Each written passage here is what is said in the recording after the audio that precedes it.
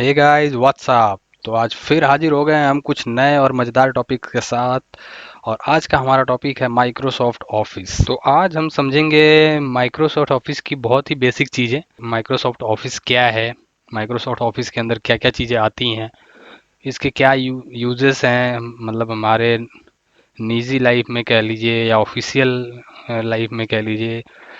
तो वो सारी चीज़ें, एक एक चीज़ें हम छोटी सी छोटी चीज़ें बात करेंगे। और उसके बाद अगर आप लोग कहेंगे तो हम नेक्स्ट इसके जो एप्लीकेशंस हैं उन पे भी हम एक एक करके लेक्चर बना सकते हैं, क्योंकि बहुत सारी चीज़ें होती हैं और इसको पूरा पूरा एक इसका कंप्लीट कोर्स भी होता है। तो चाहे तो हम माइक्रोसॉफ्ट ऑफिस के हर एक एप्लीकेशन के बारे में मल्टीपल वीडियोस बनाए जा सकते हैं और बनाएंगे भी। ठीक है। तो अगर हम माइक्रोसॉफ्ट ऑफिस की बात करें तो देखिए, माइक्रोसॉफ्ट ऑफिस इसका नाम इसीलिए रखा गया है क्योंकि ये स्पेशली बनाया गया है ऑफिस यूज के लिए। ठीक है। इस तरीके की और भी एप्लीकेशंस आती हैं जिनमें कि वर्ड है, एक्सेल, पावर पॉइंट दूसरे किसी कंपनी के भी आते हैं। ये जो हम यूज़ कर रहे हैं या जिसके बारे में हम बात करें, ये बहुत ज़्यादा पॉपुलर है और ये माइक्रोसॉफ्ट कंपनी ने बनाया है। तो M S stand for Microsoft. तो माइक्रोसॉफ्ट एक कंपनी, एक ऑर्गेनाइजेशन का नाम है जिसके बहुत सारे एप्लीकेशन आते हैं।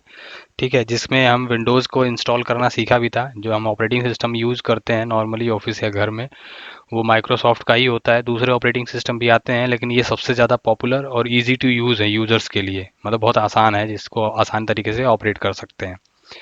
तो माइक्रोसॉफ्ट ने ऑफिस बनाया इसलिए ताकि ऑफिस लेवल पे जितने काम होते हैं, जो अरेंजमेंट वाले काम होते हैं या किसी चीज़ का रिकॉर्ड बनाने वाला काम होता है, ठीक है, किसी तरह का डेटा रिकॉर्ड बनाना हो या कोई डॉक्यूमेंटेशन करना हो या किसी तरह की कोई चीज़ें प्रेजेंट करनी हो किसी के सामने, तो इस हर एक चीज़ के लिए उसने एक इंडिविजुअल एप्लीकेशन क्रिएट करी है और उस पूरे पैकेज को नाम दे दिया है माइक्रोसॉफ्ट ऑफिस। तो ऑफिस के नए नए वर्जन्स आते रहते हैं। अभी करंट में 2019 इसका चल रहा है। ठीक है। इसके पहले भी 2016, 2013, 2010, फिर उसके बाद 2007, तो काफ़ी सारे वर्जन्स आए थे। अभी फ़िलहाल इसका लेटेस्ट जो वर्जन है वो 2019 चल रहा है। तो माइक्रोसॉफ्ट ऑफिस में मल्टीपल एप्लीकेशंस आती हैं। मतलब अगर माइक्रोसॉफ्ट ऑफिस का पैकेज जब खरीदोगे, ये एक पैकेज होता है जिसके अंदर आपको एक से ज़्यादा एप्लीकेशंस मिलती हैं, मतलब ग्रुप ऑफ एप्लीकेशंस मिलती हैं जो सारे के सारे ऑफिस लेवल पे यूज़ होती हैं। ठीक है। तो अगर आप माइक्रोसॉफ्ट ऑफिस का सॉफ्टवेयर खरीदते हो तो इसमें आपको मल्टीपल एप्लीकेशंस मिलेंगी। अब इसके खरीदने के अलग अलग तरीके होते हैं।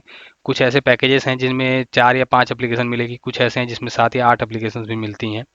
तो वो जैसा हम पे करेंगे उसके हिसाब से हमें उसकी सर्विसेज हम ले पाएंगे। ये जो मैंने लिखी है, ये कुछ वो एप्लीकेशन हैं जो बहुत इंपॉर्टेंट हैं और जिनका सबसे ज़्यादा यूज़ होता है ऑफिस लेवल पे, या घरों में भी आप यूज़ करते होंगे। चाहे वो रिज्यूमे बनाना हो गया, चाहे वो किसी का विजिटिंग कार्ड बनाना हो गया, आईडी कार्ड बनाना हो गया, या किसी तरह की सीट बनानी हो गई, चाहे किसी तरह का डेटा रिकॉर्ड बनाना हो गया या प्रेजेंटेशन। तो ये हर एप्लीकेशन अपने लिए एक अलग अलग काम के लिए यूज़ होती है। तो हम हर एक एप्लीकेशन का बेसिक समझेंगे और उसके बाद इन फ्यूचर में भी हम इस पे एडवांस वाले वीडियोस भी बनाएंगे। तो सबसे पहले हम बात करते हैं माइक्रोसॉफ्ट वर्ड की, जिसके अंदर अभी हम हैं। हम जो हमने ये आपको चीज़ें मैं बता रहा हूँ, ये माइक्रोसॉफ्ट वर्ड में ही मैंने बना रखी हैं। ठीक है। तो जो चीज़ें मैं बता रहा हूँ, इस तरह की चीज़ें आप 2 प्रोग्राम में बना सकते हो, या तो माइक्रोसॉफ्ट वर्ड में बनाओ या पावर पॉइंट में बनाओ। अब ज़्यादातर जो वीडियोस देखते होंगे यूट्यूब पे या किसी के ब्लॉग पे जो बनी होती हैं, वो पावर पॉइंट में बनी होती हैं, क्योंकि ये प्रेजेंटेशन टाइप से शो भी करता है और इसमें एनिमेशन भी होते हैं। तो जो पावर पॉइंट बताऊंगा तो अभी उसके बारे में बात करेंगे। फिलहाल हम बात करते हैं एम एस वर्ड की। तो एम एस वर्ड में हर तरह का डॉक्यूमेंटेशन वाला काम हो सकता है। इसमें बहुत सारे फीचर्स होते हैं जो कि ये ऊपर आपको दिख रहे हैं। ठीक है। इसमें हम टेक्स्ट की अलाइनमेंट सेट कर सकते हैं, टेक्स्ट को कैसा रखना है, उसका स्टाइल कैसा रखना है, यहाँ तक कि हम शेप्स क्रिएट कर सकते हैं, अलग अलग तरह के डिज़ाइन क्रिएट कर सकते हैं। ठीक है। अब यहाँ पे देखिए, इंसर्ट में जाने के बाद यहाँ पे वो सारी चीज़ें आती हैं, टेबल्स वगैरह क्रिएट करना है या पिक्चर्स इंसर्ट करा सकते हैं हम, या फिर हम शेप्स क्रिएट कर सकते हैं। अलग अलग तरह के शेप्स होते हैं इसमें। शेप का यूज़ करके आप birthday card, Diwali card, Holi card, आप इस अलग अलग तरह के कार्ड्स क्रिएट बना सकते हैं। उन कार्ड्स के अंदर हम मल्टीपल कलर फिल कर सकते हैं। ये सारी चीज़ें हम अलग किसी क्लास में समझेंगे। तो मतलब सिंपल सा ये है कि माइक्रोसॉफ्ट वर्ड का अगर हम बेसिक समझें तो डॉक्यूमेंटेशन के लिए इसका काम होता है। इसके अंदर किसी भी तरह का रिपोर्ट हो गया, किसी भी तरह का डॉक्यूमेंट हो गया, ये सारी चीज़ें बनाई जा सकती हैं। किसी तरह का अगर डिज़ाइन वाला भी छोटा मोटा काम करना है, जैसे कि विजिटिंग कार्ड बनाना, आई कार्ड बनाना, ठीक है, शादी का कार्ड बनाना, तो इस तरह की चीज़ें भी, छोटी मोटी चीज़ें डिज़ाइन वाली भी हो सकती हैं। इसमें डिज़ाइन का भी इतना काम दिया हुआ है कि हम कोई छोटा मोटा काम अगर डिज़ाइनिंग का है, कोई कार्ड वार्ड बनाना है, प्रिंट करना है, तो हम बना सकते हैं। हालांकि जो बड़े डिज़ाइनिंग के काम होते हैं वो इसमें नहीं हो सकते, नहीं इसमें होते हैं। बट मैं नॉर्मल एक बता रहा हूँ कि अगर हमारे पास कोई सपोज़ किसी बुक का हमें फर्स्ट पेज बनाना है, या फिर हम कई बार प्रोजेक्ट वगैरह बनाते हैं कॉलेज में, स्कूल में, उसके कुछ हमें कार्ड्स बनाने हैं या फर्स्ट पेज बनाना है, तो वो सारी चीज़ें इसमें बनाई जा सकती हैं। ठीक है, तो एम एस वर्ड का एक मैं आपको एम एस वर्ड में हम बनाए गए डॉक्यूमेंट का एक फॉर्मेट दिखा रहा हूँ कि इस तरह की चीज़ें आप भी बना सकते हो। ठीक है, जैसे एक रिज्यूमे का फॉर्मेट है जो मैंने बनाया है, तो इस तरीके से आप भी बना सकते हो। ये तो एक छोटा सा एग्जांपल है, बहुत बेसिक सा। इसके अलावा और भी डिज़ाइन के भी बहुत सारे काम आप कर सकते हो। ठीक है, तो ये सारे कॉलम्स फॉर्मेटिंग, टेक्स्ट की फॉर्मेटिंग, क्योंकि ज़्यादातर लोग ऐसे होते हैं जो रिज्यूमे किसी और से बनवाते हैं, जबकि अपना रिज्यूमे अगर आप खुद से बनाते हैं तो आपको रिज्यूमे के बारे में ज़्यादा चीज़ें पता होंगी। तो इस तरीके से इसमें काफ़ी सारे काम हम एम एस वर्ड में कर सकते हैं। मतलब चाहे वो डॉक्यूमेंट क्रिएट करने से, बेसिक डॉक्यूमेंट क्रिएट करने से लेकर के एक डिज़ाइनफुल डॉक्यूमेंट या कार्ड बनाने तक का काम इसमें हम कर सकते हैं। बात करें एक्सेल की, तो देखो एक्सेल ओपन कर लिया। एक्सेल ओपन करने के लिए आप शॉर्टकट भी टाइप कर सकते हो, उसका शॉर्टकट भी एक्सेल ही होता है, या फिर स्टार्ट बटन पे प्रेस करके भी आप एक्सेल लिख सकते हो, तो देखो एक्सेल आ जाएगा। या फिर विंडोज़ के साथ आर दबाओ आप, रन, और यहाँ पे एक्सेल टाइप कर दो तो भी एक्सेल ओपन हो जाएगा।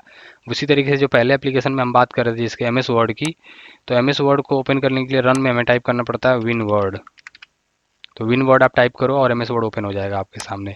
तो ये शॉर्टकट्स हैं ओपन करने के, मैं इसी के सामने लिख देता हूँ, आप ट्राई कर सकते हैं। इसके ओपन करने के लिए विन वर्ड होता है, और एक्सेल को ओपन करने के लिए एक्सेल होता है। पावर पॉइंट को ओपन करने के लिए पावर पी एन टी होता है, और आउटलुक ओपन करने के लिए होता है आउटलुक।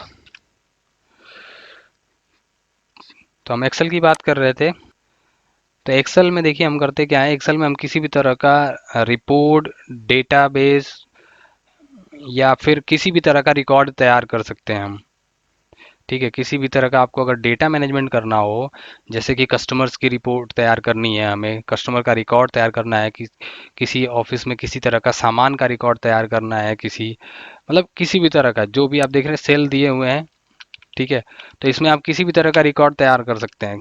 एजेंट एम्प्लॉयज़ का रिपोर्ट या रिकॉर्ड रखना हो, ऑफिस या घर में सामान का रिकॉर्ड करना हो, या किसी तरह का कैलकुलेशन वाला काम है जिसमें हमें कैलकुलेशन करनी है, जैसे सैलरी रिपोर्ट बनाना हो गया, मार्कशीट बनाना हो गया, या किसी भी तरह का जो कैलकुलेशन वाला काम है, वो सारे काम इसमें किए जा सकते हैं। इसमें कैलकुलेशन भी होते हैं, मैंने यहाँ पे 5 लिख दिया, यहाँ पे 4 लिख दिया, और हमें यहाँ पे कोई कैलकुलेशन करनी है तो इसको हमें जोड़ना है या घटाना है, या जो भी है, जो आप करना चाहते हैं, जो भी कैलकुलेशन आप करना चाहते हैं इसके, तो अलग अलग फार्मूले होते हैं। फार्मूले अलग अलग तरह के, बहुत सारे फार्मूले होते हैं, उन फार्मूलाज का यूज़ करके हम प्रोग्रामिंग तक कर पाते हैं इसमें। तो काफ़ी सारी चीज़ें होती हैं फार्मूला का यूज़ करके। और दूसरी अच्छी बात यह है कि जितनी चीज़ें हम एम एस वर्ड में यूज़ कर रहे थे वो सारी चीज़ें इसमें भी अवेलेबल होती हैं। ठीक है, इसमें भी आप डिज़ाइन क्रिएट कर सकते हो। इसमें भी आप जो भी आप टेक्स्ट लिख रहे हो, उसके अलाइनमेंट्स, उसके स्टाइल, उसका कलर, उसका डिज़ाइन, वो सारी चीज़ें आप कर सकते हो। और साथ के साथ इसमें हम कैलकुलेशन भी कर सकते हैं। कैलकुलेशन के अलावा इसमें डेटा के अंदर काफ़ी सारे डेटा को हैंडल करने और मैनेज मैनेज करने के लिए काफ़ी सारे फीचर्स और ऑप्शन दिए गए हैं इसके अंदर, जिसके थ्रू हम डेटा का मैनेजमेंट कर सकते हैं। ठीक है, तो ये सारे ऑप्शंस हैं जिनके थ्रू हम ये काम करते हैं, और जो बहुत बहुत ही यूज़फुल हैं। ठीक है, तो ये जब हम एक एक करके पढ़ेंगे तो उसके बारे में आपको ज़्यादा पता चलेगा। तो देखिए इसमें एक्सेल में देखिए ये जो होता है, ये इसको सीट बोलते हैं, और सीट के अंदर होते हैं रो और कॉलम, और इन्हीं रो और कॉलम से बनते हैं सेल्स। तो ये सेल्स हैं जिसके अंदर हम डेटा एंटर करते हैं, और इन सेल्स में लिखे हुए डेटा पे हम कोई भी फार्मूला अप्लाई कर सकते हैं, किसी भी तरह का फार्मूला। और फार्मूला अलग अलग तरीके के बहुत सारे होते हैं। ठीक है, तो एक्सेल का जो काम होता है वो रिपोर्ट वगैरह तैयार करने के लिए किया जाता है, मतलब किसी भी तरह का डेटाबेस या रिकॉर्ड बनाने के लिए इसका यूज किया जाता है। टेबल बेस कोई भी काम आप कर सकते हैं इसके अंदर, जिसके अंदर कैलकुलेशन करनी है, इस तरह का डेटाबेस, या सिर्फ रिकॉर्ड के लिए आपको डेटा बनाना है, इस तरह का। तो एक्सेल अपने आप में एक बहुत बड़ा प्रोग्राम है, और इसका सिर्फ और सिर्फ अगर आपको एक्सेल की भी अच्छी नॉलेज हो जाती है तो आप एक अच्छी खासी अर्निंग कर सकते हैं अपने लाइफ में, मतलब अच्छा काम कर सकते हैं आप। मतलब इसमें एक्सेल में काफ़ी सारी जॉब्स होती हैं, एमआईएस वगैरह की बहुत सारी जॉब, हर कंपनी में एमआईएस के बंदे होते हैं जिसमें आपको एक्सेल में ही काम करना होता है। तो एक्सेल अपने आप में बहुत यूज़फुल सॉफ्टवेयर है। सिर्फ एक्सेल भी अगर कोई अच्छे से पढ़ लेता है तो उस वो भी काफ़ी अच्छा कर सकता है।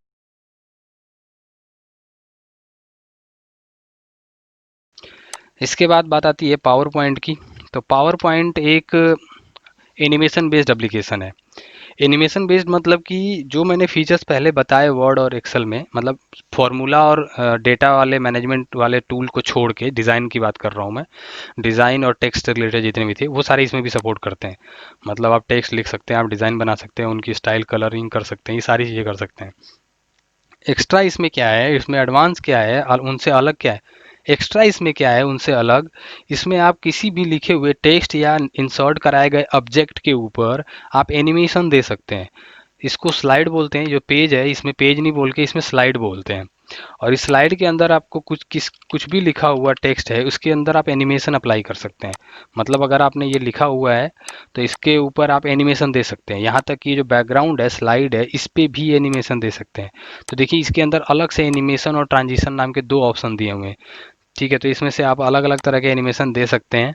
तो यहाँ तक कि अगर हम इमेज, टेक्स्ट या बैकग्राउंड की बात करें, हम सब पे एनिमेशन अप्लाई कर सकते हैं। तो इसका जो मेन काम है वो किसी भी तरह की प्रेजेंटेशन देने के लिए, या किसी के सामने कोई टॉपिक या कोई प्रोडक्ट या किसी भी तरह का कोई प्रेजेंटेशन अगर किसी को देनी है, दिखानी है, किसी मीटिंग में आपको कोई चीज़ रिप्रेजेंट करनी है, तो स्पेशली ये उसके लिए होता है।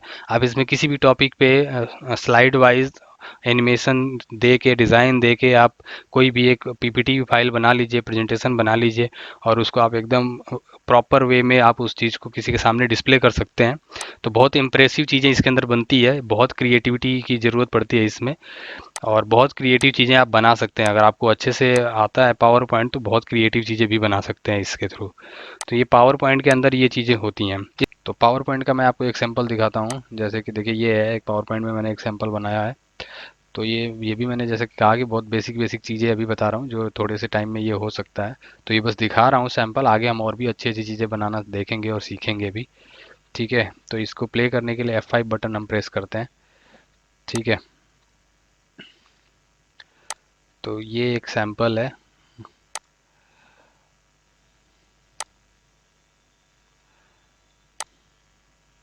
तो इस तरह की काफ़ी सारी चीज़ें आप क्रिएट कर सकते हैं। मतलब ये तो एक बेसिक सा एग्जांपल था कि इस तरीके से एनिमेशन हम दे सकते हैं। ये मैंने ऑब्जेक्ट के ऊपर एनिमेशन दिया हुआ था, इसी तरह से हम टेक्स्ट के ऊपर एनिमेशन दे सकते हैं, इमेजेस के ऊपर एनिमेशन दे सकते हैं। इसके बाद अगर हम बात करें आउटलुक की, तो देखिए आउटलुक में मैं ऐसा कुछ खोल के आपको दिखा नहीं सकता, क्योंकि आउटलुक तब तक ओपन नहीं होता जब तक इसके अंदर कोई अकाउंट ना डाला जाए। ठीक है, तो आउटलुक के बारे में थोड़ा सा बता देता हूँ मैं। ये स्पेशली टेक्निकल पार्ट में थोड़ा सा आ जाता है, लेकिन आप भी आउटलुक कॉन्फ़िगर कर सकते हो। इसमें एक्चुअली होता है टेक्निकल काम इसलिए आ जाता है ना, इसमें कुछ टेक्निकल चीज़ें डालनी पड़ती हैं हमें अपना अकाउंट कॉन्फ़िगर करने के लिए। जैसे आपका जो ऑफिस का मेल मिलेगा, मेल आईडी मिलेगी, उसको कॉन्फ़िगर करके इसमें मेल से रिलेटेड काम होते हैं, मेल भेजना, मेल रिसीव करना। ठीक है, तो ये इस तरह का काम होता है। आउटलुक जो होता है स्पेशली इसको मेल क्लाइंट बोला जाता है। मेल क्लाइंट का मतलब होता है कि एक ऐसा सॉफ्टवेयर, एक ऐसा एप्लीकेशन जिसके अंदर आप मेल एक्सेस कर सकते हो। जैसे आपके फ़ोन के अंदर एक मेल का ऑप्शन होता है जिसके अंदर आप अपने जीमेल अकाउंट को कॉन्फ़िगर करते हो, तो सारी मेल्स वहाँ से भेज भी सकते हो और देख भी सकते हो। उसी तरह से हमारे कंप्यूटर के अंदर क्रोम में मेल ना ओपन करके इसमें ओपन किया जाता है आउटलुक में। आउटलुक के अलावा और भी एप्लीकेशंस आते हैं जिनको हम as a mail client use करते हैं। ये आउटलुक हो गया। तो ये कुछ बेसिक एप्लीकेशंस थी माइक्रोसॉफ्ट की जिनके बारे में और हम डिटेल में आगे समझेंगे। अभी सिर्फ मैंने एक इंट्रोडक्शन दिया है इनके बारे में। तो माइक्रोसॉफ्ट ऑफिस अपने आप में एक बहुत बड़ा एप्लीकेशन है, एक बहुत बड़ा प्रोग्राम है। इसका एक प्रॉपर कोर्स होता है वैसे तो, बट ऐसा नहीं है। आप आराम से सीख सकते हैं इसको और काफ़ी यूज़ ले सकते हैं अपने पर्सनल लाइफ में, अपने प्रोफेशनल लाइफ में। ठीक है, तो आज की अगर वीडियो आपको अच्छी लगी और अगर आप चाहते हैं कि मैं आगे इस टॉपिक को लेके और वीडियो बनाऊं, तो आप कमेंट में बताएं कि किस टॉपिक पे पहले वीडियो बनाऊं मैं। और अगर आपको वीडियो अच्छी लगी हो तो आप शेयर और सब्सक्राइब करना ना भूलें। And thanks for watching guys.